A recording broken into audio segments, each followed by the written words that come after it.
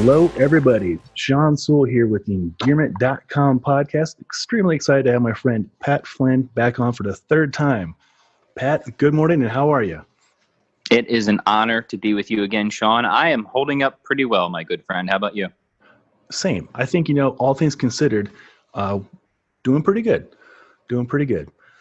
Yeah, we can jump right into that topic because that's like the elephant in the room. Yeah, no kidding. It's the invisible elephant in the room, right? It is. Well, what's that saying? How do you eat an elephant? One piece at a time. So let's break it down. My goal for this episode with you is to kind of pick your brain about how you were approaching this COVID-19 situation as an online business professional, as a fitness professional, as a father, as a husband. All of it. Yeah, I mean, it's very relevant. We're all, every hour, it seems like, getting some kind of new intelligence, best practices. I know it's kind of comical. Last night, well, it's not comical anyway, but it's kind of funny to see how quickly things change. Our mayor for Denver, Mayor Hancock, put it in place. Liquor stores will be closing indefinitely at 5 p.m. today on Tuesday. That lasted for 1 hour. You got to change that. So you might have been able to predict that one. That's interesting. The response wasn't so well. Wasn't so enthusiastic about that, right? Wasn't met well. I mean, people need their, I guess they need their moral support. Sometimes that, for some people, that comes from the bottle, right? You can't cut down people too much. Not too much. But no, we're not. So I'm in Wisconsin, right? And we are not officially on lockdown like some of the other states. Obviously, there's a lot of businesses have shut down. Everything's canceled. But I know in Pennsylvania, where I moved from, everything is completely locked down. They're full, you are not to leave your house type of mode. Now, I will just say that us personally, my family, we have not left the house. We've tried to take the social distancing advice extremely seriously. So aside from one of us just going out and doing a few grocery store runs, we have been very holed up, my friend. That's leading by example. I appreciate that very much. It's for the greater good, And that's important. I've been thinking about this a lot, and this gives you a lot of time to do reading and going back and rereading of, the role of being a good citizen. And, part of it's the ethical and moral life too. And part of the way that I think the right way to view morality is a blueprint for flourishing. You understand what human nature is. And when you kind of unpack that, there are certain ends that are objectively good for us, that cause us to flourish as most of the kinds of creatures that we are and are intended to be. So part of this you can do with philosophy. Another part I think does require theology at some point. But, you go back to the great thinkers of even Plato and Aristotle. And part of human nature is not just being a rational animal, but also being a social animal. And this is something we all get intuitively, right? Philosophy just helps to unpack a lot of these intuitions. And it is good. And it's kind of interesting because one of the prevailing kind of moral ideas of our culture today, well, there's kind of two, right? There's relativism, which I think is ridiculous. But there's also radical individualism. And what I would argue, and what a lot of the classical thinkers would argue, is that it is not good for us to be radically individualistic. That is against human nature. It's athwart our flourishing.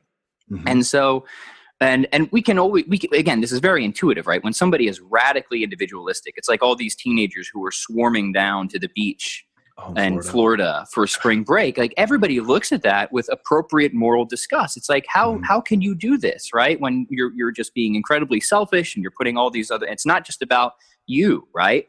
And we would say this isn't just a harm to society on a deeper level, it's a harm to those teenagers.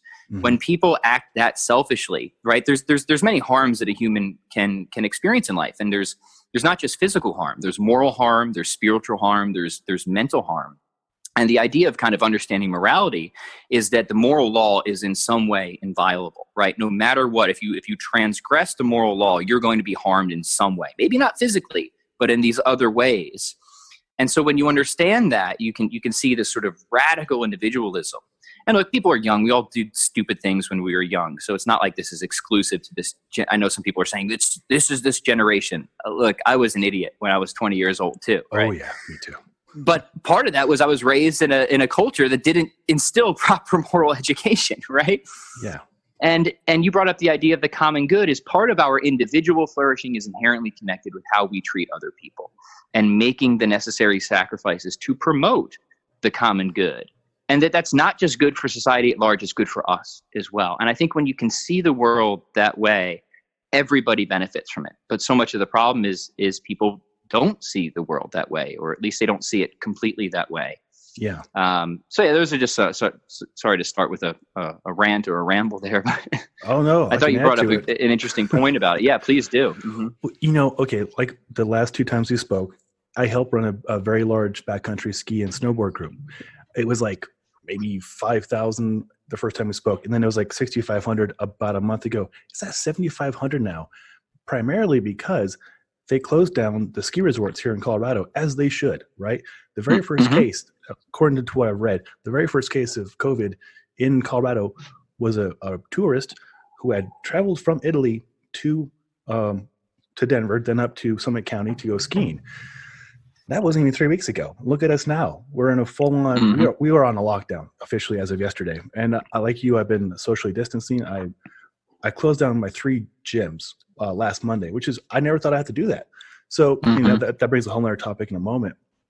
But back to this group. So as an administrator, trying to do the greater good and be a leader, lead by example, I had to go out there and say, I am not going to go recreate in the mountains now, because I can't guarantee that everybody's going to respect the boundaries of 6 feet. I can't guarantee everybody's going to be cleanliness and respectful boundaries. And also, there's an influx of people who are not educated or equipped to go into the backcountry. They're now going into it, causing a greater demand for search and rescue and other resources that should be going towards the front lines of what we're facing as a society. Yeah, excellent. Yeah, so it was a tough call, and there's a lot of back and forth. Like you said, radical individualism. People are like, well, I'm off of work and I got 2 weeks paid. And I'm like, it's going to be 1 2 weeks, people. But, just go stay home and do a puzzle, like for the greater good. And like speaking, like there's not just like a lack of love, right? I would argue on the most fundamental level. There's also just like a severe lack of prudence, of just being like even financially irresponsible. And like we know, like prudence is absolutely a virtue. So, okay, even if you could, survive this financially for 2 weeks, is that really a prudent way to go and just blow your money when there's so much uncertainty that this could last, whether this will last more than 2 weeks or not? Right. No, you're very right with that. Yeah, and it is tough. This is an absolutely tough time, and there's a lot of tough decisions that need to be made individually for the states and for the country as a whole. I certainly don't have the answers there. That's why I love just sticking to philosophy, right? We can do our abstract metaphysics, and we got nice tight logic with firm conclusions. When you get out into the whole messy, like empirical world, right? Trying to like collect data and do tests and like build these models, it's just, I really just try to defer to the experts there. And that's why we have to, I think, again, even though it requires sacrifices on our end, and everybody, I can't think of somebody who would not be making some type of sacrifice in these situations, right? Especially, and we'll talk about the fitness industry. This is hurting, is no doubt. This is hurting a lot of specifically gym owners. I have a lot of friends that own gyms. People are canceling their memberships. There's a tight financial crunch. I just talked to somebody the other day who said, in his state, there is a full lockdown. He had to close. He was going to do it. He was going to do it anyways. But he said, I'm not going to be able to open back up as it looks right now. So, now fortunately he's got other options and is exploring other avenues and online and stuff like that. And he's not in a destitute situation, but yeah, it's real. I mean, the pain is real. It is. And some of these sacrifices are very serious. So I don't want to belittle the difficulty of this. It is a real difficulty. Oh, absolutely. And I have friends in different industries as well that are people facing: restaurants, bartenders, massage therapists, people who are public facing their businesses. There may be a way to get around it, like delivery only for the restaurant, but probably not, because they're very boutique restaurants and you can't deliver a massage over the internet, so right, a Zoom massage. Man, if we could patent that, we would be doing good. That'd be something, right? Yeah. Well, I feel so bad for them, because at least, like you and me, like we love finding solutions to problems. Like almost like I seek out problems because I like to solve them. And last week was, we were going to close the clinic where I train, Push Gym, just because it's the right thing to do. And then we had to. And then the gym inside the law firm where I train, they closed that, obviously very important. So I created a bunch of videos to send to the staff, to the employees, and then onto YouTube to keep people active at home. Fortunately, on my second bedroom is our home gym, and it's very well equipped, right? So it's easier for me to do that. But not everybody has that resource. And but yeah, everybody's feeling the pinch in some way. These people that have like the 2 or 3 weeks off paid from big companies, that's great. That's not the norm, though. That's the kind of the exception for a lot of people. A lot of people are getting laid off. A lot of stress. Yep. A lot of things to manage. A lot of suffering. But like suffering, I think, is very important. We've talked about this. That was the whole theme of our last episode. So it's like, well, how relevant? And I would love to point people back to that, because I thought that was such a. I loved that conversation. And I think we're seeing it in real time. A lot of things that we talked about before. I was actually just talking about this with Dan John. Yeah, I was chatting with him about an hour ago. Oh, nice. And we're seeing, again, this sort of re-knitting.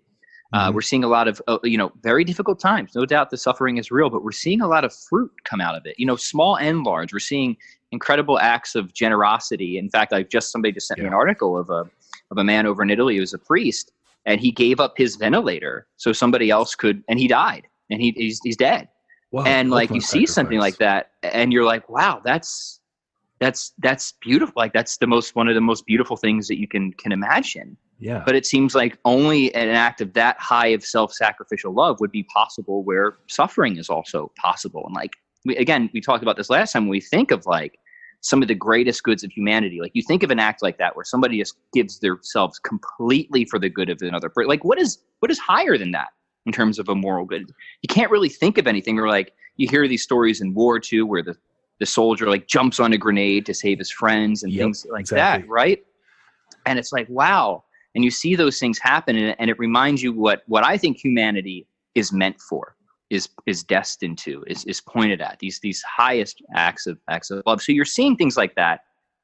There's definitely the extreme level of that, which we all admire, but even smaller things of people just making small sacrifices of, they're checking in on the elderly people, even grocery stores, right? A grocery store by us has done a wonderful thing of just setting out a certain time for elderly people.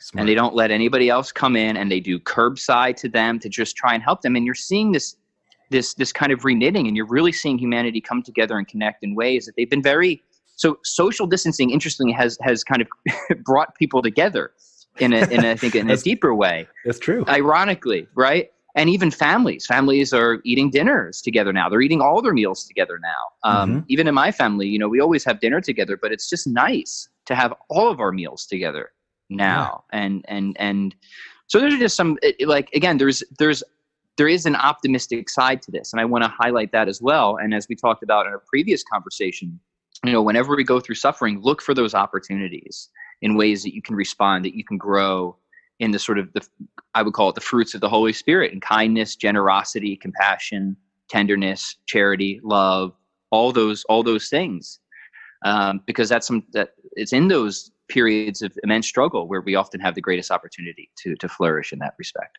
Well said, Pat. Very true. Very, very true. Speaking of at home, so my wife is able to work from home. She works in HR, and it's been the first week was obviously a little bit of a struggle for both of us because I work from home a lot, and but this week it's been awesome. Like she had a conference call, and I have you, and then she has another conference call, and we're taking turns, being the loud one in the house. It's and also I want to give you a shout out for all your resources you've been saying out, the low cost healthy recipes, very helpful stuff you've been doing. The oven baked barbecue wings, we did chicken last night with barbecue sauce, never done it before, just baked it, super easy. I appreciate this kind of stuff. I know in World War II, my parents generation, I suppose, they grew vegetables, right? They did their part to minimize their impact on the whole, so we can get through a big thing, right? And I think that's going to force or allow for us to do the same thing, something where we can grow a lot, be more humbled and more minimalistic and appreciative of all the resources and the people. I think that's a really good point. And I think we can all maybe ask for ways, again, however big or small, like what could I do in this situation? Now, I run my own business. but it's not a manufacturing business. I can't switch and produce ventilators, for example. But I very much admire all the businesses that have been doing that, and that's another really cool thing to see of businesses really stepping up in the private sector, contributing to the public good. That's really, like you often have seen in wartime, and doing so voluntarily, right? A lot of these businesses are just stepping up. They're not, being forced to do so. And I think that's very noble. But even in the fitness industry, we have resources that can really help people. We know that, people still need to care about their health individually, and are concerned about doing so even at home. So, I've tried to just, hey, here's some simple routines you can do at home. You could even do them with your family to stay in good spirits, to be productive, to stay strong, stay healthy. And then with the recipes, my wife actually is the one to thank for those recipes. She's the chef in the house.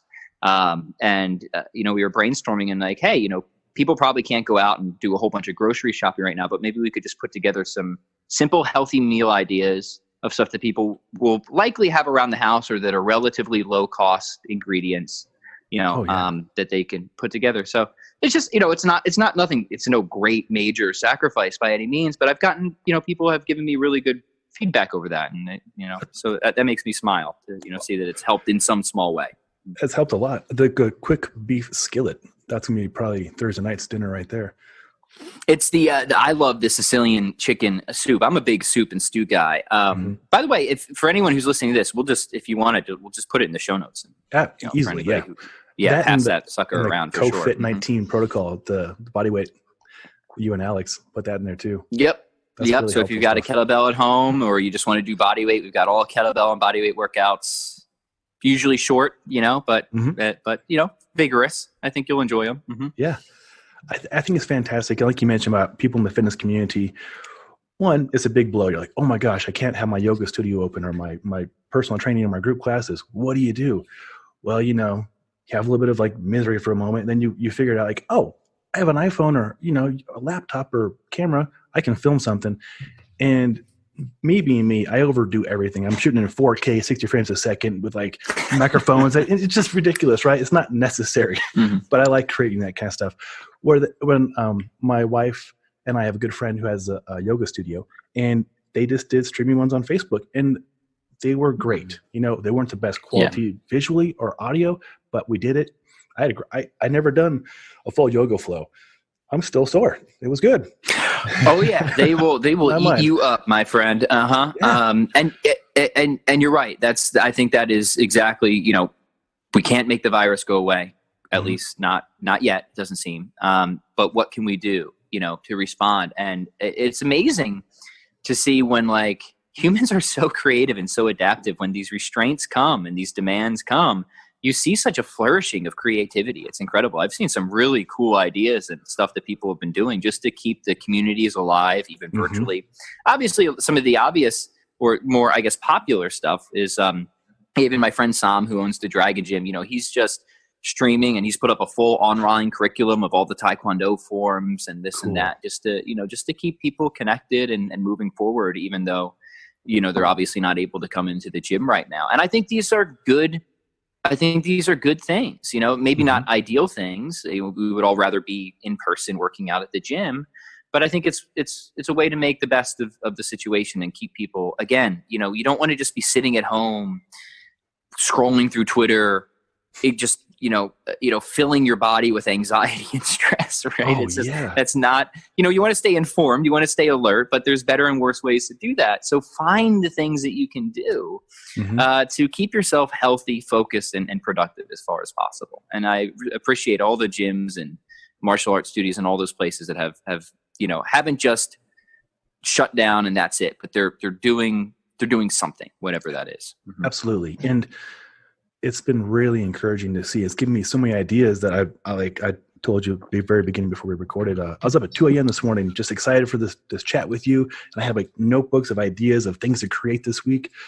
And it's an exciting time for creativity for sure. And hey, this might be a great time to finally finish that book that you've been wanting to write your entire life, right? Oh, exactly. Everybody wants to write something at some point. Come on, right? What a better time to finally, roll up your sleeves and get to work on something like that. Right? Just think about that. Like, what's something I've been really wanting to do that might be a significant time investment, And now I'm at home. Like, what could that be? I don't know, but there's probably something. Oh, for sure. And outside of fitness, I know a lot of places have made learning curriculums free or very low cost. So, I mean, my inbox is full of like, sign up for, something on Teachable. I have a course on Teachable as well. And other platforms that offer, learn another language, learn how to play guitar or piano like you're doing. Just to get the muscle between the ears working and the heart working and just keep moving forward, And if nothing else, hopefully it will make people a little bit more aware of how many online learning resources there are. There's a lot of really good ones. And there's a lot of colleges too that offer a ton of free courses that people are just all the time. Like they're just free all the time that people are just often unaware of. I did not know that. That's cool. And don't take advantage of it. Yeah, even Ivy League schools. Now I did see one pop up this morning for Yale for health or mental wellness or something. So yeah, that's really cool. I'll put a link to that. And yeah, and some of them are really well done too. I've taken a few here and there, and it's just interesting because it's like, wow, what an awesome resource, and it's just there, but few people know about it. So yeah, well, what are you doing to keep busy, and what are you learning right now? I know it's a lot to take in. What am I learning right now? Reading a lot, reading and rereading a lot. I have a book open here. This one's interesting. This is Neo-Aristotelian Perspectives on Contemporary Science. And that's philosophy of science, right? So it looks at the assumptions of science and asks, important questions regarding just kind of the fundamental nature of the world. A lot of things that go into science that are assumed, but we should investigate them philosophically. Things like causality, identity, substance over time. And this is looking at it from a kind of, a neo-Aristotelian. So we've seen a huge revival in Aristotelian philosophy and science lately. So that's been an interesting study for me, just getting more kind of shifting back from general metaphysics, which is where I spent a lot of my time, kind of more into the philosophy of science and philosophy of nature. So that's pretty heady.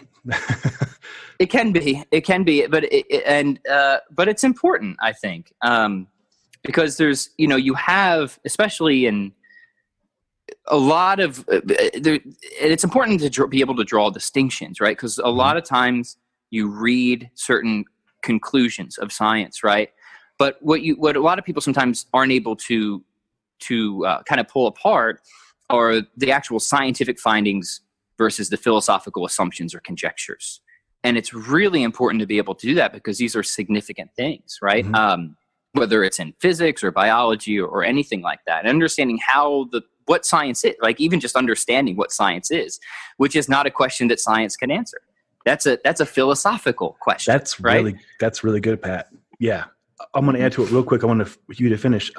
My last person I'm training today virtually is a data scientist. So our very first appointment, I had said something's proven. He's like, nothing's proven. It's been demonstrated. And so I've been learning the jargon around how he speaks about science and data and collecting things. And it's cool to see your part of like the philosophical behind that. Like it's all fascinating stuff. Yeah. And, he makes an interesting point. Like, so in science, we typically see it as kind of an arc, right? Where we start with some type of hypothesis. So we know how to kind of narrow our hunt for data. And we go and we look at data and we kind of, reason inductively up to some type of general theory of trying to, refine the hypothesis. And then we kind of reason deductively down where we test the hypothesis, try to make predictions like, if this is true, then I should expect blah, blah, blah. Do I actually see that when I make predictions and stuff like that? So the nature of science isn't going to give you, say, a type of certainty that I would argue some forms of philosophy can give you. Like we would say that in philosophy, we have like metaphysical demonstrations where we start from first principles and we can argue deductively to a very firm conclusion. So, and of course, there's philosophers that debate whether that can be done. I would be on the side that say it can be done. And but science is of a different nature, right? There's always a possibility that some new piece of data could come along and it could completely overturn the previous hypothesis. This is often sometimes known as like, the black swan, right? We go out, we look at all the swans, we see that all the swans are white. So we infer that all swans are white. There's something about swanness that entails them being white, till we go to, I think it's in Australia, we discover, oh, there's a black swan here. Yeah. We've now have new data. We have to revise. And that is, so your friend is making a very important point. Science can give us probabilities, and often really strong probabilities. Like the theory of general relativity is like confirmed to an enormous probability, right? It's enormously successful. So nobody like seriously doubts it. But there's a problem with the theory of relativity, and it doesn't quite fit with quantum mechanics, which also is enormously well confirmed, right? There's a problem of, with gravity specifically, especially when it comes to the beginning of the universe and black holes, of how we reconcile. So this is why people are kind of trying to reconcile these two theories, because they don't fit very well together as it currently stands, which is kind of an interesting puzzle, right? Yeah. But at some point, we expect that there will be some type of harmony or reconciliation there. And that's another question of philosophy of science too, is like, do we expect and tell me if this is getting boring, but I think that these are interesting questions, right? Is some philosophers of science will say, well, maybe science will all kind of collapse, into physics, right? That's one position. Like maybe we can all kind of come to some like unified, physical theory. Other philosophers of science would argue, no, science gives us actually a patchwork view of reality. And we will not be able to, fundamentally reduce some aspects of science to other aspects. And that's all very interesting, lively debate. But again, that's largely a matter of philosophy. So philosophy of science really interests me because it forces you to study and get up to date on what the science actually is. But then to, come at it and look at and examine all the assumptions that cannot be answered scientifically, that you have to try and answer as a philosopher. Oh, this is fascinating. I need to put you guys in the room together. I would just be a fly in the wall and learning the whole time. Yeah, that was really interesting. Yeah. But it's one of those things where in science, your friend is making a good point, right? We have good evidence, strong probabilities that we should probably think that this is true, but we don't get like proofs in science like we get proofs in mathematics, or I would argue metaphysics or things like that, right? That's a good point. Gosh, yeah, you're right. He was speaking about some kind of pure math last time we were training. And again, he was just like you, just big theories to me. So it's over my head kind of, but it's all fascinating to me for sure. Philosophy of mathematics is absolutely fascinating. Like, what is the number 2? Right? Not like 2 that you write on the chalkboard, but like, what is the number 2? Is it something that exists? Or is mathematics something, here we go, something that we discover or something that we invent? Right? Oh, yeah. And if it's something we discover, like where is it? Like, where is it? It's not a physical thing, right? It's a universal. So like, where is this universal? Right? And that is a fascinating conversation. And debate in and of itself, of just the not just math in and of itself of doing math, but the philosophy of math, really trying to make sense of mathematics as a whole and its applicability to the universe and where to ground it, if we ground it anywhere. Wow. I'm taking notes on the side over here, like frantically. I can have something to talk with him about today. Oh, that's cool stuff, Pat. Very cool. But it's kind of funny, right? Because we all go through school and we learn to do math, at least to some degree. But like some of these bigger questions and assumptions, like those are, to me, like that's equally fascinating. And in some ways not more fascinating than just say, learning your, differential equations and things like that. Right. Yeah. No, this is fascinating stuff. You've probably heard this. It was the first time I've ever heard this. He was describing why there's symbols in math. And it was to make it more palatable to some people, right? Like, I never knew that. I'm like, I didn't do good in math, obviously. I'm like a touchy-feely kind of person. But so, I like to twist knobs and touch buttons. But it's all fascinating stuff. And listening to him, he likes to use me as a tool to him to describe what science is or what data is, or so he can go present to his bosses or students or whoever he has in front of him. So yeah, it's cool hearing your take and then his take and my poor brain in the middle. I appreciate it. I've actually have very few people to talk to about this stuff, so I appreciate you Oh, I'm happy to share this. This is great. Yeah, no, it's so that's, I've been reading that. I've also been revisiting, since we brought him up, a lot of the classics, and this I would, absolutely recommend to everybody as well. Just go back to like Plato and Aristotle. These guys have so much wisdom that is especially relevant to our times. Like we just said, like the common good, what flourishing is, what the moral life is. And, in times like this where you kind of have to take stock and ask some of the bigger questions, I find that thinkers like that can be especially helpful. So, yeah. And I try to imagine what they went through in their lifetime, Their life was not as easy as our life in a lot of ways, right? Like in most ways. Right. I mean, it's, I think this can be sobering at times, right? Like we're going through a period of tough times, but I mean, let's be honest. I mean, we're pretty well padded, right? Like we live in a pretty nice time. I mean, most people through most of human history would have been far more familiar with death and suffering than we are. As just a normal everyday occurrence. And I think that there's certainly something to be said about that. I don't want to rush into saying something foolish, but because certainly I think we should be thankful for the good times that we have, right? But there's a saying, there's a cliche, I think there's some truth to it that good times make weak men in some respect. And that we lack that. That's good. That we lack a certain resiliency.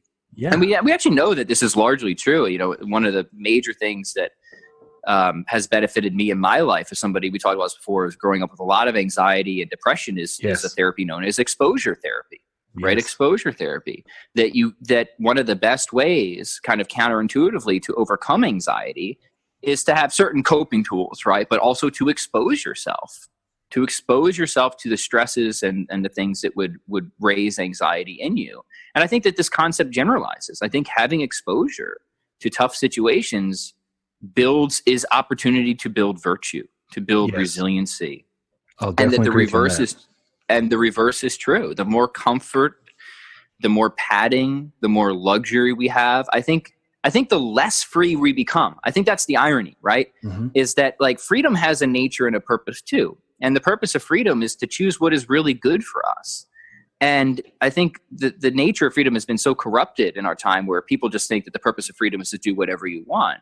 But when people start to do whatever they want, they fall into terrible vices and they become less free, right? They become dependent and addicted on things like whether it's Netflix or food or drink or anything like that. And I think that really tells you something about the actual nature of freedom. Freedom is pointed at some type of proper end. And that when we live in a very lavish society and we don't actively discipline ourselves, in a kind of ironic and interesting way, we become less free and less virtuous, and we become weaker. Yes. And I, you read back and you study history, and you see so many people who would have been so much more exposed to the harsh realities, and really became saints in many ways and extremely virtuous people. So I don't know, I'm just throwing a lot of stuff out there at random, but no, it's landing for sure. I was trying to think, there was a really good quote, discipline equals freedom, right? So like discipline and like having, not an abundance of like instant gratification and vices. That's more freeing, I think. Like, you're regimented, you're religious. What Lent was very recent, right? Yeah, well, a lot of people are giving up a lot more for Lent than they probably originally expected. Yeah. including me. Very true. Right? We're still in Lent. And that's, so this is definitely a Catholic theme, but I think it's right. And you find roots of this, of course, in the ancient thinkers too, is that, right, true freedom in the proper sense is the ability to make what is good for you at first accessible and then effortless. And this is very counter to the kind of modern, I would argue, liberal sense of freedom, which is all about autonomous self-direction. And I think we can see through a couple of examples that there's something wrong about that view of freedom. And we've already pointed out a few, that you can if you can start to make wrong choices and you can become less free by being mired in vice, right? And addiction, again, I think shows that there's something that freedom is specifically for, and it's for the pursuit of the good. And an example of this would just take something kind of out of context, but like the person who's most free on their musical instrument is a person who first restricted themselves and chose to practice in a right way. They didn't choose to just do anything, right? They didn't choose to just reinvent the guitar. They chose to follow a method and a process, right? They chose to limit freedom in order to develop a higher degree of freedom, which is virtuosity on the instrument. Yeah. And I think that's kind of an apt analogy for human life in general, that we have to think about our proper end, what we are really oriented toward by nature. And we have to, like that quote says, discipline equals freedom. That's kind of a short way of saying making the good at first accessible, because it's not easy. You got to make it accessible. But then through repeated action, we build a virtue, which is a habit, but it's a good habit, as opposed to a vice, which is a vicious habit, a bad habit. And then the good becomes hopefully not just accessible, but effortless, right? Where we can participate and enjoy the good without much straining or striving, because we've already disciplined, we've already put restraints on our freedom to pursue what is good and proper to us. And I think that's right. It's certainly attractive view of freedom. And I think if people had that view of freedom, it would solve a lot of issues like the spring break problem. Right. Yeah. In Florida. Very much so. Yeah, but that's, it's a very classical view. It's a very traditional view of freedom. But obviously things have changed a lot from that view of freedom. Mm-hmm. They have, yeah. And also the person who I should give credit for that quote, Jocko Willick's Navy SEAL, like very disciplined, right? So obviously it's actually a very good book too. If you haven't checked that one out. But no, I have not, but I have heard of it and I've heard good things. Oh, and it's right in your bailiwick. Yeah. And I think that's right. Like discipline equals freedom. That sounds right in line with the way I think about it. Mm-hmm. Yeah. Wanting to pick your brain on something, Tim Ferriss, I enjoy his podcast as well. And he was mentioning going without things, kind of like what you're talking about. And I forget what famous historical philosopher it was. It was Aristotle, or probably a lot of them, recommending going without, like, bare. Yeah, I mean, you will find this in all traditions, right? Knowing Tim, he's probably pointing at some Stoics. Aristotle would depart with the Stoics a little bit, because the Stoics were, a number of them anyway, were quite extreme, right? That it's just all about your reaction to the external world, and that's it. Aristotle would say, come on, guys, right? A little bit of wealth helps, right? Yeah. And this is true, right? Like if you're in, and we have the study. So I think Aristotle is, and as usual, is the dude, right? He's got the right answer. And we have studies that show this, right? That wealth and material stuff doesn't make you happy by itself, unless it pulls you out of destitution, right? Yeah. So for a certain degree, if you give somebody some material help, they do become happier. And this makes sense, right? Like, I don't care how good you are at meditating. If you are in destitution, you're starving to death, and you're just riddled with disease, right? I don't care how much you've been practicing these the Stoic framework, right? Having some help, material help, whatever that is, will improve the quality of your life. And Aristotle got that, right? But he also got that we need the other virtues such as temperance and prudence and fortitude to understand how to moderate.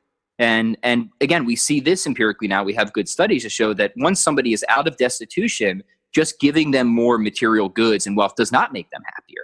And in fact, at a certain point, you can become more miserable from it. So like this is just kind of vindicates, I think, a lot of what Aristotle was saying. And of course, you see this through various religious traditions. It's a huge recurring theme in the Catholic Church. It's part of what Lent is, right? Lent is to remind, it's for a lot of things, but it's to reorder and reprioritize our life, to break free of these things that are causing vicious behavior in us, or that have kind of turned us away from a proper virtue. Now, there's a lot of theological significance to Lent as well, and I don't want to underplay that. But in line with Tim Ferriss, it's a paring back to the essentials and trying to realize what is really important in life, what is inhibiting my freedom to flourish as the kind of creature that I am supposed to be, and what can I do to make strides against that. So Lent is a very important time.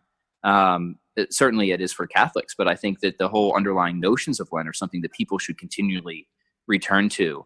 And, so both little sacrifices and big sacrifices, it adds up. So for example, one of the classic things for Lent is fasting. And we've talked about this all before, but Catholics don't fast for Lent because they want to lose weight, right? It's not because they want to reach a certain body fat percentage, right?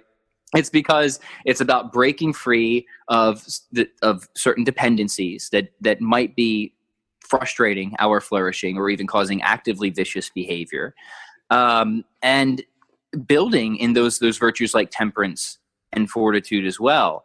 And it's very interesting for me because as somebody who's always fasted, kind of outside the theological context for physiological reasons, I have now realized how much more beneficial this is spiritually since I've started digging into the theology of fasting as well. Because now I fast from things that I wouldn't have fasted from before, right? Like now I fast from protein and meat, for example.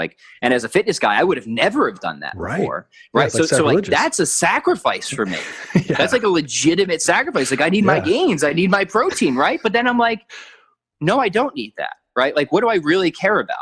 Mm-hmm. Right. And it makes you take a big step back and realize, why am I so attached to this thing? And one, it's kind of like a weirdness to it in a lot of ways. And I would argue even a point of irrationality. And it makes you realize that. It wakes you up in a lot of different ways. And it makes you reevaluate and reprioritize. So my guess would be that Tim was probably pointing to some of the Stoics. And look, there's a lot of wisdom in the Stoics. Don't get me wrong. But I think Aristotle was just, as he always does, he's able to kind of find that sweet middle spot, between often two extremes, right? So you had kind of like the extreme Stoicism, and you have hedonism over there, right? Like all the ancient classical philosophies, you see them now, you see them today. Like it's all the same stuff, right? Floating around out there, and some gain in popularity through the ages, and others kind of fall back. And it's just very interesting, the history of these different thoughts, but. Yeah, I'll typically return to my two guys are Aristotle and Thomas Aquinas for most of that stuff. That's awesome. That's very helpful. I'm actually going to look into more books from Aristotle in this time of learning. I would recommend read his Nicomachean Ethics. I mean, that's essential Aristotle. One of my influences growing up, Mortimer J. Adler, we may have talked about him before. He would always say, you need to read it 12 times. And I didn't understand why it was 12 times. So you just need to read it 12 times, and then you can talk about it. And then you read it 12 times, you understand, okay, he was right. I needed to read that 12 times. Interesting. Just to really fully appreciate it. And at different periods of your life, too. And that's how a lot of the great texts work, right? You engage with it once, you hopefully get a lot out of it. But as you grow, you kind of grow into these texts, and as you age, you have new life experiences that you can unpack from a lot of these texts. So if anybody hasn't spent time with Aristotle, I would start as relevant to this conversation with his Aristotle's Ethics, the Nicomachean Ethics. Perfect. We'll put that in the show notes too, because that'll help out a lot of people. This is very helpful. I didn't know we were going to go on this tangent. I dig it. No, this is fun. It's fun. But I mean, hey, minimalism. Yes. Back to basics. I'm all for it 100%.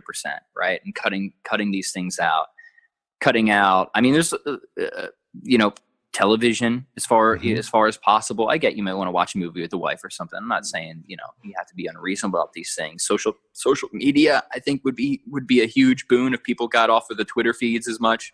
Yeah. I mean, think of how much psychological stress you would save yourself. Fasting, throw some cold showers in there. In Catholics, we call it mortification, right? Self-mortification, which is an awesome term. Yeah. So engage in some good old-fashioned self-mortification. It'll do you some good. It sounds probably worse than it is, hopefully. Cool. All right. That's very helpful. So I'm going to look into that and learn on that. What are you doing with the kids? I mean, I'm assuming it's a little more time at home. Yeah. So just kind of go through the day. We wake up. I start off with some prayers and some meditation, and then I'll do some work. We typically go to daily mass, but now obviously we're in lockdown, so we've been streaming mass as a family, which is kind of interesting. Oh, very nice. So we set up like chairs, and you'll actually notice I don't have sweatpants on for once, because we actually try and treat it as if we were really going to mass. We try and dress up and stream that, and so we do that as a family, which is good. And then we have breakfast. We actually homeschool, so this has not been like a major shift for us in that way, because we homeschool, right? So it's not like our kids are suddenly just here. And then what we try to do with the kids, so they have a lot of activities, right, that have been canceled. So this is true. So piano lessons, taekwondo. Yep. Our Taekwondo school, fortunately, is streaming the stuff. So we have that. They're one of those businesses that have really, I think, kind of stepped up and really tried to, just adjust to the situation. So we put the iPad up, and the kids do their Taekwondo lesson in the living room. And we have the piano video. So I think we've been able to retain a lot of the schedule and adapt it to the circumstances. But I guess the nice thing I would say is, again, just having more time together. And I'm fortunate because we homeschool, we do have a lot of time together as well. But we've been actually spending, I was talking with Dan John about this, the ironic thing is like the social, even though people are getting out of the house less, they actually seem to be getting outside more in an interesting way. So like I've noticed like more people than ever walking around the neighborhood. I'm like, wow, I actually have neighbors. Like these people exist. Right. And same thing with us. Like we're pretty good about getting outside and walking. We'll be taking a lot more walks, right? Like sometimes we'll just go as a whole family. Other times, like I'll just take one of the kids just to have some time with one of the kids, or Christine will just take one of the kids. And that's been really nice. And so we've been trying to reflect on things that have changed for the better during this time that we want to keep. And I think that's been one of the nice discoveries, that there's been a lot of things that we've been either forced into or have started doing that we realize, we should have been doing this all along. Like this is a really good, like these more family walks or individual walks with one of the kids. And that's our intention at this point, is to just to keep some of these things going that we discovered in these difficult times that have really kind of, they have a knitting purpose. They have a bonding purpose. But since we homeschool, I guess this hasn't been as difficult as an adjustment for us as it probably is for many other parents, because just by default.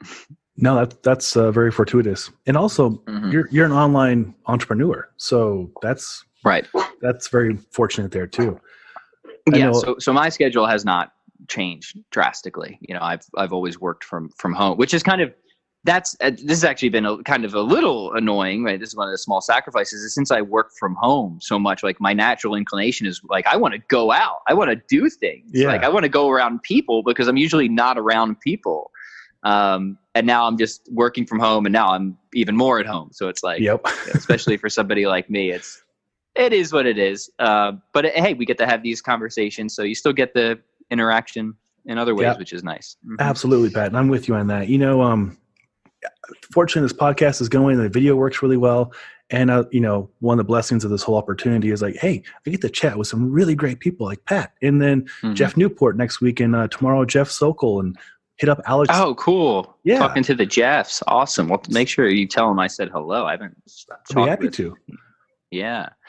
But you're right. I mean, technology is good. So I have a men's group where we a religious and sort of study group for men, where we work through different, either encyclicals or parts of the catechism or different books. And we've just moved that all online, which is super cool. And I have another men's group for Lent, where it's a bunch of men who are just keeping each other accountable for all the things that we've said we were going to do at Lent, which is hugely important. And same thing, we just moved that all online as well. So, thank God for this technology, seriously, because it's allowed us to be able to adapt to the situation in ways that wouldn't have been possible not too long ago. Oh, exactly. And I found it even helpful for little things like, sharing dinner with our nieces, because we can't see them in person, obviously, right now. So we get up to FaceTime and, say a couple things to them, or see the in-laws and stuff like that. And last Thursday, my wife threw a happy hour through like Blue Jeans, which is like Zoom, right? So she had like 9 people in her HR group, and they're all hanging out and talking, and that interaction is just so important, And that's we take it cool. for granted. Yeah. So it's cool to see everybody adapting. Actually, her birthday is tomorrow. So yeah, so I got to figure something out. I got some ideas. Technology will help. Yeah, that's well, I'm sure you'll do something very nice. But do tell her happy birthday from me. I'll be happy to. That's very nice of you. It's and for us, it has been a different a change, because we're kind of in the middle. I work from home sometimes, and then of course in person at the gyms. So that was a big change. But for her, she already worked at home 1 day a week. So we built a nice little office in there, and she does great with that. But we're learning the boundaries of like, all right, we'll meet in the break room, the kitchen, at this time, and we'll have lunch or whatever. So whatever we can do to just kind of keep some kind of routine and, structure. So it's not just honey-do lists and laundry and all the usual stuff. Structure is so good. And that's something my wife and I do is like, we have a lot of time where it's like, okay, kids are going to have some quiet reading time or play time. And like, we're just going to hang out, just the two of us, and make sure that we have that time as well. And because if you don't allocate that time, you might not get it. Mm-hmm. So like anything else, make sure you're blocking off time, if you have a spouse, with your spouse, or even just for yourself, just to do something that is important that you might easily put off. Exactly. I'm a big fan of structure. Yeah, absolutely. Yep. Mm-hmm. Structure really, really helps. Back to that book, you're going to love it because they talk about the structure and how that gives you freedom. It makes you, operate better in a lot of ways. So I think you'll really enjoy it. And that makes sense, right? Because otherwise you're really haphazard, you're really inefficient. And we see this, the kind of thing that people often throw out is this idea of Parkinson's law, that work will always expand to fulfill the amount of time allotted to it. You give yourselves 8 hours to write a paper, you'll take all 8 hours, believe me, right? You give yourself an hour, you'll probably just take an hour, right? And of course there's, you have to be realistic with that. It's not an absolute, but there's a lot of truth to that, right? That having structure, and even when you have assignments, setting, somewhat pressing deadlines really can help to increase focus and productivity. Mm-hmm. And I've seen this in all areas of my life, whether it's writing, whether it's music, whether it's working out. I always try to have structure and set pressing deadlines. Now, it doesn't always mean short. Sometimes I do need an amount of time to do the work. So I try to be realistic, but pressing. I want some degree of pressure that's going to cause me to focus. And even better, if I can have that pressure from an external source. So for writing projects, it's pretty easy because I always have like editors and stuff. And I'm like, like, when do you want this done by? I'm like, and I usually say, when's the earliest you would like it by? Yeah. Because they have reasonable expectations, but then that kind of applies the structure and pressure that I need to make sure I'm as focused as possible. I'm going to use that line. We talked last time, I have 25 writers that, I don't want to say report to me, but they report to me.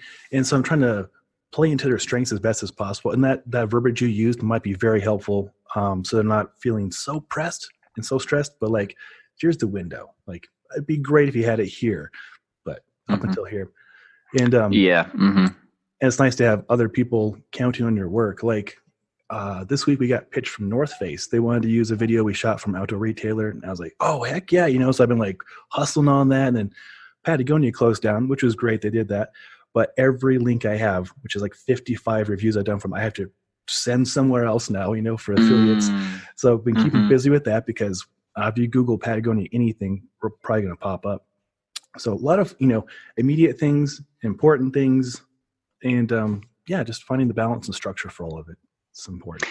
That's a nice distinction you made right there. Some things are immediate and other things are important, and they're not necessarily the same thing, right? Like I have some or urgent, if we don't want to use immediate.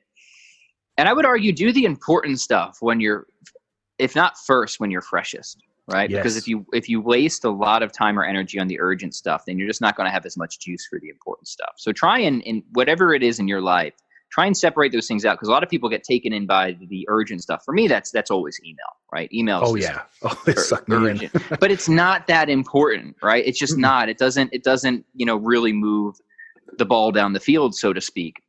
So I really try to place restraints on email throughout the day, structure there, so I can really focus on what's important and not hopefully. I don't want to say what's urgent isn't important. Everything that I do, I hope, is important to some degree. Right. Yes.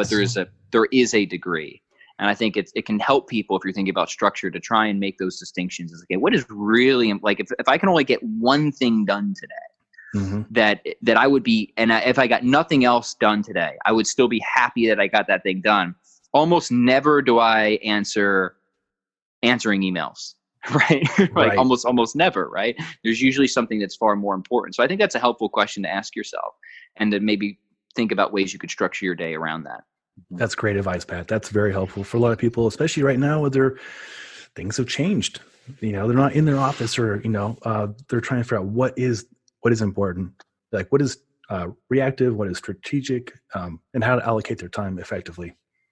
Yeah. And the other thing is also what is important versus what is enjoyable. Sometimes people are just attracted to doing the stuff that is enjoyable. And I'm in a fortunate position that a lot of my important stuff is enjoyable, but also a lot of my important stuff isn't enjoyable.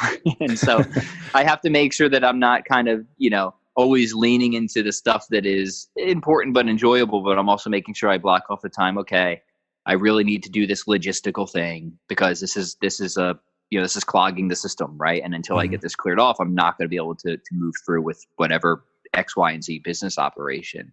And just having that marked down, typically at the beginning of the day with that cup of coffee. Well, not for me, because coffee is one of those things that's gone for Lent. When we talk about sacrifice, my friend. That's tough. So that's another thing that I've learned in my life, because my tendency is to try and avoid the stuff that I don't enjoy, and that has been detrimental. So, can't do that. I was working with this Finnish guy, a Finnish professional snowboarder, and he had a saying, and I'm sure it works in our language too: "Eat the frog first." That's right. Yeah, swallow the frog, or like nobody wants to do that, so just get it done first, right? And so the idea is whatever, like the I think they would say generally the most unpleasant task of the day, like just get it done with as early as possible, because if not, then you're going to put it off. And I think I think there's a lot of wisdom to that. And sometimes the most important task is the most unpleasant one. But it's a principle kind of in working out too, right? Like whatever is most important in our workout, like we want to do that preferably as early as we can in the workout, while we still have the reserves, while we still have the energy and the focus. And then, doesn't say that there aren't other things that are important, but like, hey, if I've got some heavy deadlifts coming up, I want to do that as soon as possible. Right. I want to make sure I want to prep myself, of course, but like, that's not something I want to wait till I've already been in the gym for 30 or so minutes to get around to. Very good point. No, that for all the fitness professionals out there, I think that hopefully that's a given, like do the big heavy stuff first and then work your way down. That's usually how then do your curls and the extensions and all that. And like, just take that concept, which is, again, is very intuitive in working out, but just apply it to life in general, right? Like to your career or your writing projects or anything like that. Whatever is the most difficult, arduous, but also important task, just get it done. Yeah. Just get it done. Yeah. I'm with you on that. Oh my goodness. I did get to listen to a bit of your Dan John podcast on the way. I went to the mountains last night. I was like, I know we're going to be on lockdown starting at 5 p.m. today. So I grabbed the dogs in a blizzard, went camping. It was a good time. But what surprised me was how busy it was up there, which gives me more reason to abide by all the best practices and rules and stay away from everybody. Yep. But so we found a very secluded place, and it was very pretty, and the dogs were nice and worn out. But long story longer, it gave me a good chance to listen to your discussion. And Dan and you always have great discussions. I learned something from him and you. I didn't know the water heater is I learned a lot from you guys. The water heater, 150 gallons of water in there. I never thought about that. I learned that as well. You did not learn that from me. We both learned that from Dan. I had no idea. But fascinating, isn't it? Oh, very much so. And I'm actually sitting right. Mine is like right there. I don't know if you can see this, but like I'm in this is my basement here, so it's right behind me. So I'm like, all right, got the safety tank back there. Yep. You were gonna stay hydrated, my friend.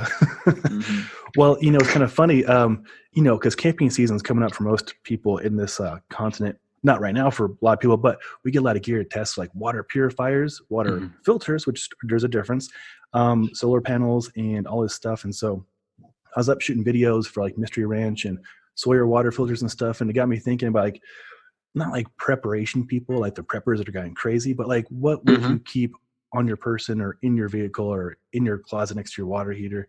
So I'm trying to make like a best practices for like a non-crazy person's survival kit. I like that. So we can jam on this. I am not an expert in this, but I'll tell you what we did. It wasn't to go hoard toilet paper. That didn't seem especially important to me. We have a bidet. We're good. Yeah. Well, there you go. Right. Awesome. But we got a lot of the stuff that will last a long time. Rice. I mean, if you need rice, come and get it, my friends. We got plenty of rice and beans, and the food that doesn't cost a whole bunch, but will last a long time. And again, not hoarding it, right? Because other people need food too. And fortunately, I mean, at least around here, it's amazing how quickly the stocks have actually been pre-shelved. Like Christine made another minor run to the grocery store the other day. She's like, it's all there, right? It's like, wow, good something, which is cool. I know that isn't the case everywhere, but out here it's been pretty good. Even the Costco was pretty well restocked after the initial kind of wave of people, right? So we got that. We have water. We do have, we actually have water delivered to our house because I'm one of those weird water snobs. So we have a lot of water. But we have the filter too. That's honestly, that's kind of it. Like we just made sure that we had the food handy. The non-perishables, the water, and like the first aid kits and medical supplies. Smart. And I would argue it's all that, this is reasonable because it's all stuff that you either should already have anyways. Like if you don't, that's a problem, or it's stuff that you will eventually consume anyways. Very good point. So worst case scenario, we just have a bunch of extra, we just don't have to go grocery shopping for a while. Right. Yeah. Best case scenario, we were prepared in case we can't go grocery shopping for a while. And that's kind of how I framed my perspective on it. I think that's fantastic. Here in Denver, and probably other metro areas, we watch a lot of people react, and all the TP was gone, and all of the DiGiorno pizzas were gone. Like all this, like really, like how's that going to sustain you? I'm sorry, I have to chime in there because it's something about like DiGiorno stock must be the only stock going through the roof right now. Because when Christine went to Costco, she's like, people were fighting over the frozen pizzas. I'm like, the frozen pizzas, like what? Oh, people. Yeah, I'm glad I'm not glad, but it makes sense. It's a valid everywhere around me because I talked to my friend Matthew Flaherty in New York City. Same thing. People are going for this convenience, comfort food, and I'm like, how you and I eat, I think. I love sardines. I love vegetable. Mm-hmm. Yeah, dude. So I have a whole cabinet, like a plethora of, I think, gourmet sardines from like Spain and Portugal, and I'm content. All I had to do is buy maybe one more month's worth of that, and I will eat that. And just put a little hot sauce on there. You're good to go. Oh yeah. I have a client who goes to Costa Rica very often and brings back this really cool salsa. It's not very spicy. It's got, I don't know. I'll send you a picture. It is the best in the world. Goes on everything. Yeah, no, that's great. Yeah, we got the canned fishes all the way. We got lots of that, and I'm a big fan. But it is interesting to see that, like, because it just, frozen pizza. Like, look, I love a good frozen pizza. Don't get me wrong. It's been a while since I've had DiGiorno, but that does not seem in any way economical. Especially for a family. Like, it might be a nice treat for movie night, but that's not like something you should live on, Right. So, but that's it. Like I said, I am not, fortunately I have some friends that are pretty wise when it comes to this stuff, like Dan Johns. I was able to reach out and be like, hey, help me think about this. Help me be reasonably prepared, but not like an alarmist. And I think that's the way to approach these types of things. Right. That's healthy. I like that. It's, I train a lot of bow hunters too. So I get a lot of meat when things are going well for them. So we have a deep freezer. And so, I used to get a quarter of a steer, share it with somebody, and I put, that in there. So we have meat, got canned veggies, we're good to go. But just watching people's like thinking patterns in the store makes you curious sometimes, Well, if there's one thing who's somebody who's very familiar with anxiety his entire life, it's just you don't think straight when you're panicking, right? No. Like that's your body doesn't. That isn't the reaction you're having. So like, even when there's stressful situations, it's important to just be able to have some coping skills with anxiety, because anxiety makes it almost impossible to think clearly. And as people who have had anxiety or have struggled with anxiety disorders in their lives, they actually tend, at least in my life, it's interesting, they tend to handle like real world stressful situations pretty well in a lot of times. Right, because they're kind of used to it, right? Like everything's a panic. This is nothing, right? That's a funny way of looking at it. I like that. I kind of try and think of my anxiety as like, it used to be debilitating. Now it's like a superpower. Like I'm just more aware of what's going on is how I kind of see it. And so, right. It's funny you bring that up because there's one time like we were driving, it was really snowy and like the car was like about to spin out. And like, I'm a pretty good driver and I handled it very calmly. And Christine was amazed. She's like, how did you not panic? Because like, I've been panicking all my life. This is nothing, right? Oh, that's good reframing. Like I'm used to it, right? I'm used to it. Like I know what anxiety is. And, part of anxiety isn't getting rid of panic completely. It's knowing how to cope with it, distinguish it, and, eventually diffuse it. And that's an incredible, you're right. Like that can turn into a superpower that like you wish everybody would have because you're right. When people who aren't familiar with anxiety or panic get in a panic state, and this is true for everybody, you just cannot think when you're in that state. You do not think, or at least you don't think well. Yeah. And you see that kind of playing out, unfortunately. No, that's a very good observation. And I like talking about anxiety with you. I, like you, like even like my youngest memory of doing baseball. I hate baseball, but I joined a team and I was like the kid from like the wrong side of tracks, poor kid, food stamps, and these are all like rich kids. And I developed ulcers actually. I like medication for ulcers in like third grade or something. So I can empathize with the childhood anxiety and continuing, but especially when they're young. Yeah, so I'd actually love to hear more if you wouldn't mind sharing, because mine's, obviously there's something about, like, first off, I have a family history of it as well, and I think there definitely is a genetic basis for it. But so it's a mix, like anything else. It's both the environment that you're raised in, and also the your genetic predispositions as well. So I think back in my life, I can't remember a time in my life when I didn't have some degree of anxiety. But the big like kickoff point for me was in the 6th grade. It's funny you mentioned sports, because like I had like my first full blown like panic attack in middle school football, and I had no idea what it was at the time, right? So like you think it's a heart attack, and you're like totally freaking out, and it was so embarrassing. Like I laugh about it now. This was embarrassing at the time because like they brought in the paramedics, and like I'm like this chubby middle schooler, and I think I'm I'm freaking out thinking I'm having a heart attack. That was like one of the worst things because like most people didn't know what I had, which was odd because my mom always had really bad anxiety. It was odd that like that wasn't considered even by my mom. So I was diagnosed with sports asthma, which I definitely didn't have, right? It definitely wasn't that. So then I just started having anxiety about having sports asthma and having asthma attacks all the time, which then of course would like make me think I had asthma attacks because I couldn't breathe because I was having anxiety.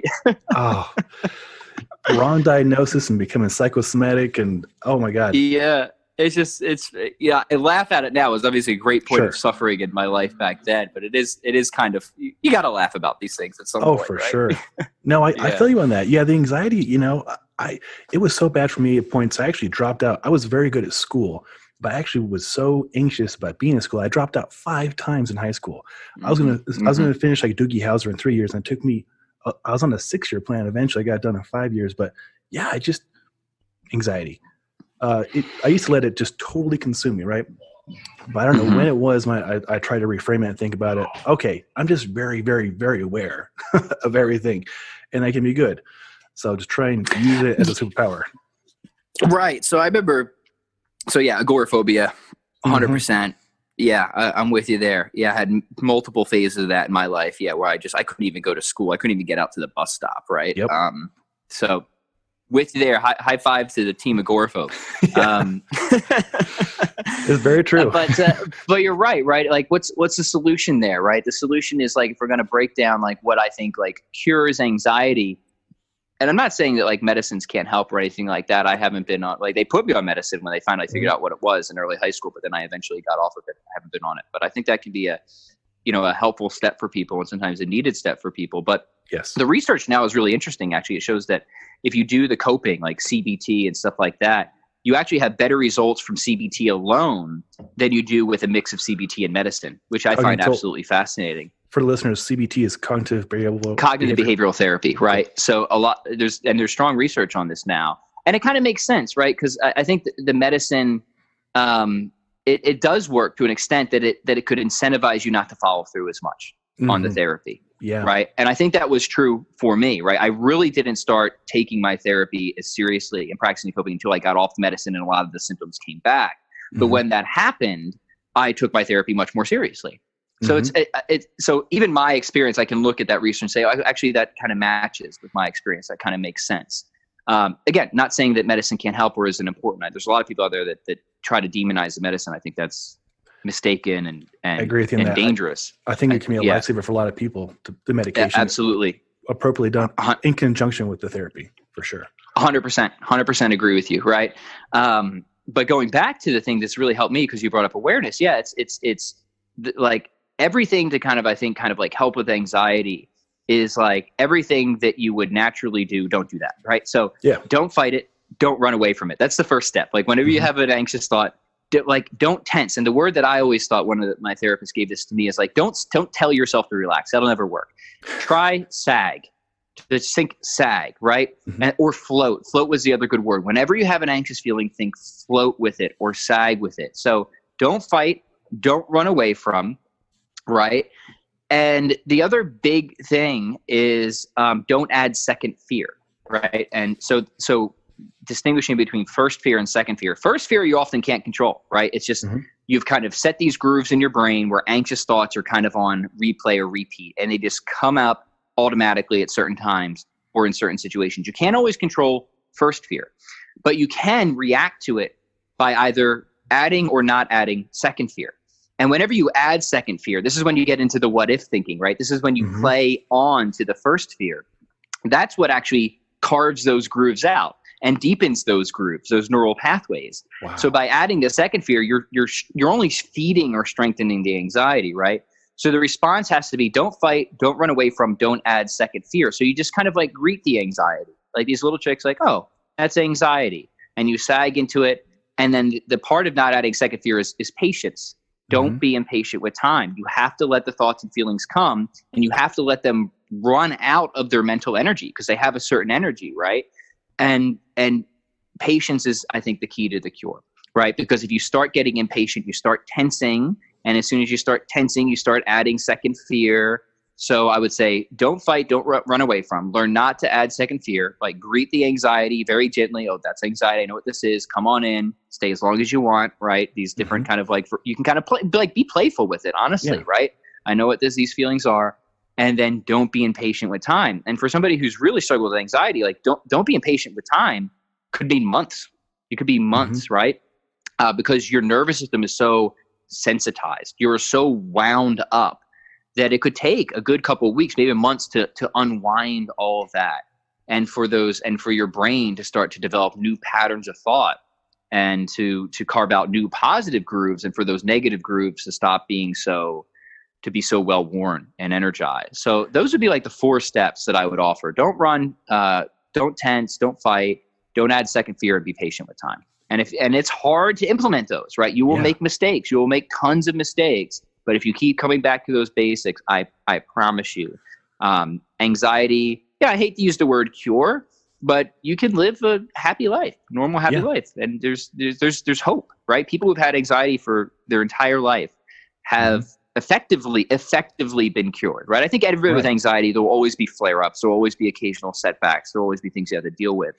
But you can return to, a life that is largely anxiety-free or significantly reduced. That is extremely helpful, Pat. That might be the most helpful thing of the whole chat. And there's been a lot of good nuggets. That's great to hear from you too. That's going to help a lot of people out there.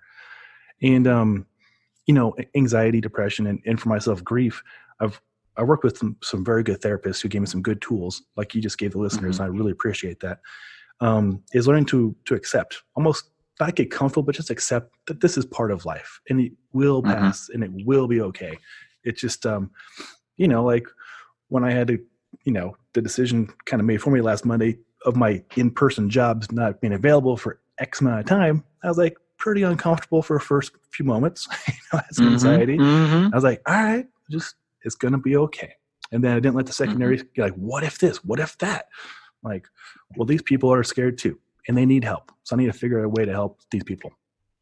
That's absolutely beautiful, and I think correct. And part of those 4 steps, if you really look at it, like, what are you really doing? You are accepting, right? You're not fighting. You're not running away from.